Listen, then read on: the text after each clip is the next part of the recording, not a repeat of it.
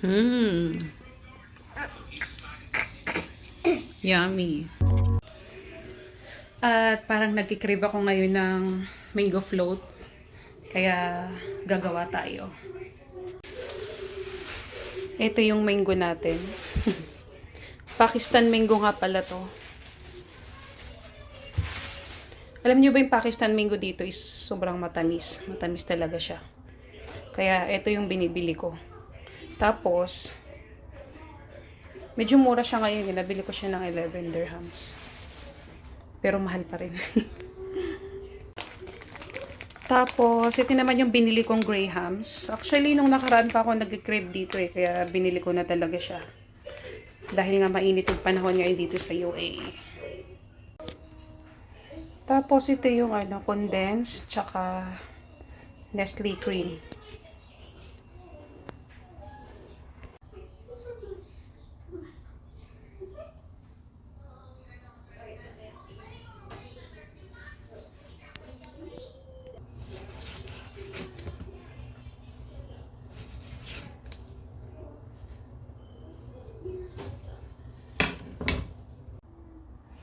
So, ayan yung mango natin.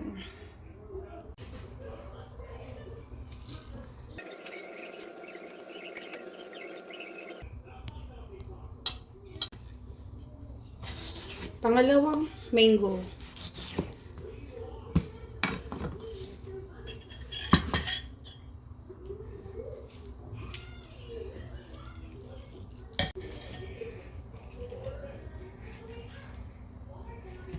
Mainit kasi yung panahon ngayon dito kaya bigla akong nag-crave ng mango float.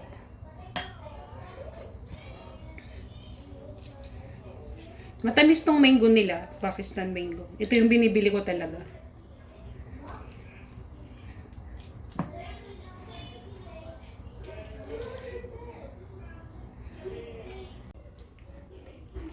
Ito na, ilagay ko na lahat dito. So, ang next is yung yung condense. Ito na yung next natin. Lalagyan na natin yung condense. Bubuksan ko muna. Dalawang condense.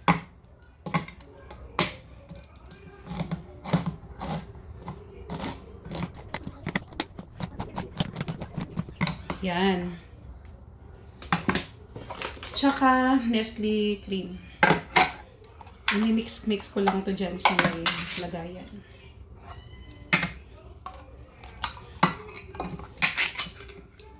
Tadaan! Ito na ilalagay na natin dito.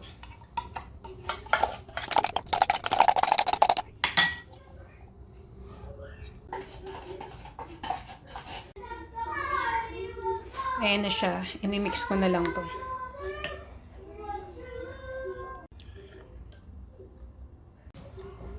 Ito na siya.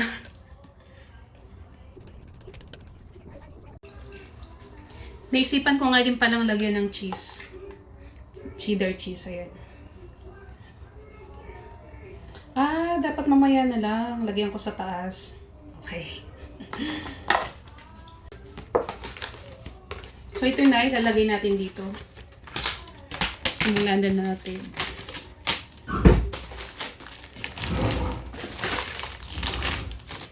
Yan.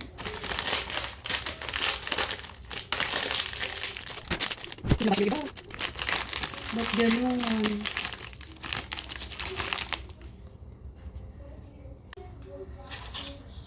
Lalagyan na natin at medyo nabasag yung iba. May mga basag. Ay. Parang alang-alin naman.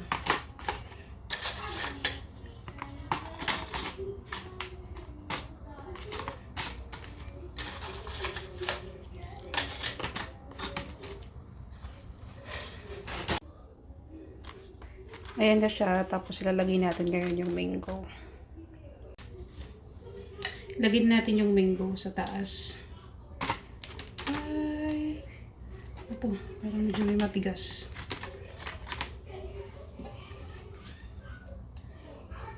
Tama, diba? Mango muna yung una. Bago yung cream. Parang kunti lang yung mango ko. Ginawa ko kasing mango shake kahapon. Nabawasan tuloy.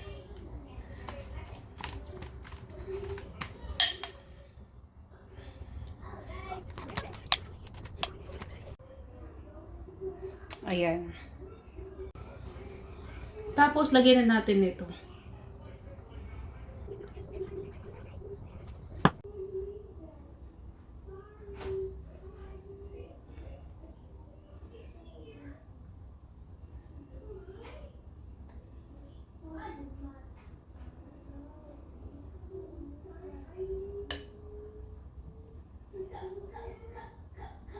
Nisipan ko nga palang lagyan ng cheese sa taas para dagdagan,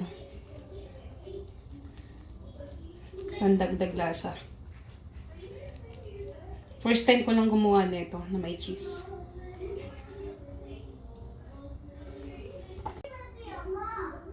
Ayan, may cheese na yan. Tapos ganun ulit gagawin natin.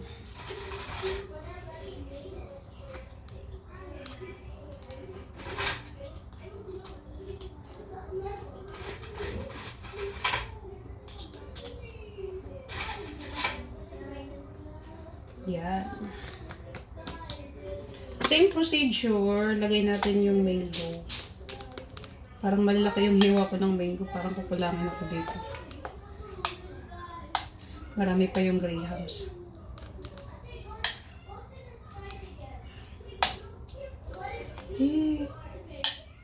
Yan na lang yung mango ko.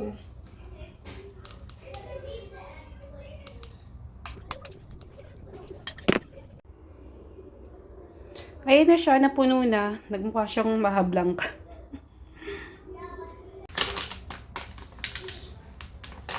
Tapos ito na, yung pinaka-final. Lalagyan natin ng grahams crush dito sa pinakataas, on top. Lagyan ko rin siya ng cheese para masarap.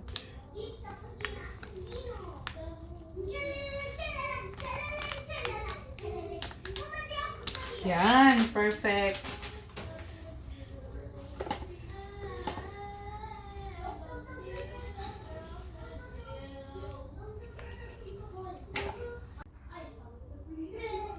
Ayan na siya, tapos ilalagay ko na to sa ref ngayon. Okay, lagyan natin sa ref.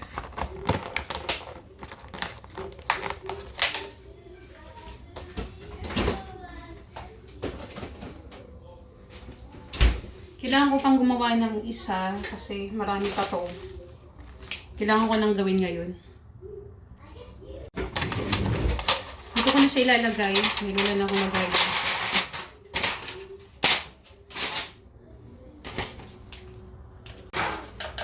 Ito na siya, pangalawang lagay.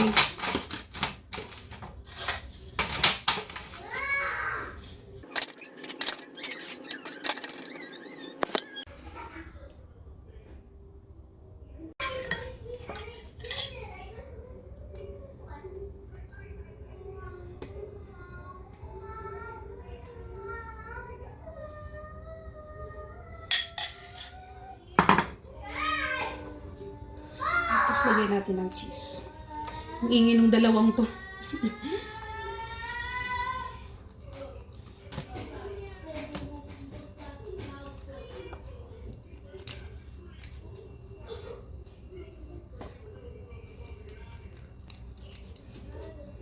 Tingnan natin kung masarap na may cheese. Tapos, lagyan ulit natin.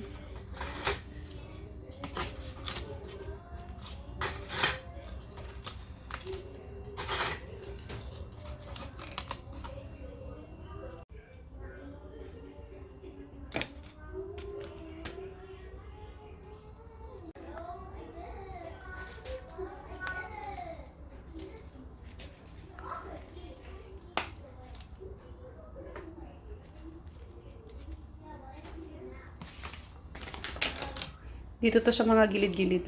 Nalagyan ko ng graham crush. Yan.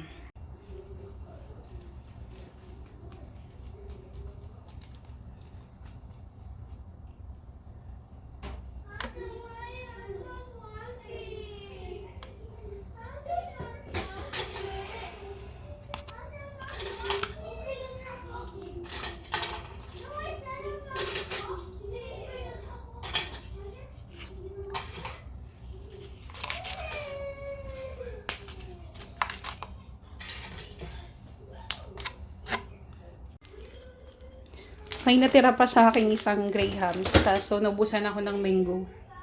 Kaya ito na lang. 2 tab na lang ginawa ko. Tapos, ubusin na lang natin to. Yan.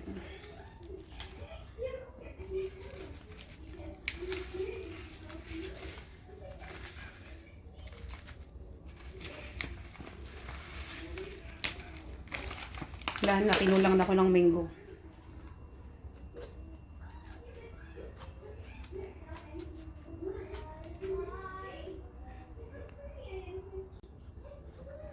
So, ayan na. Tapos na.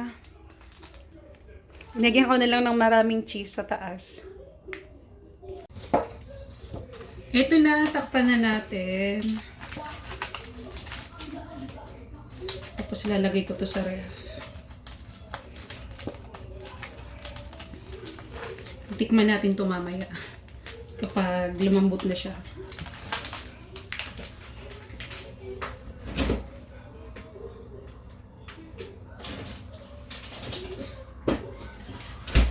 Okay.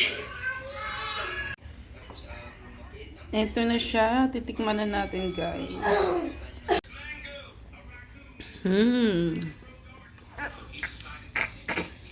Yummy.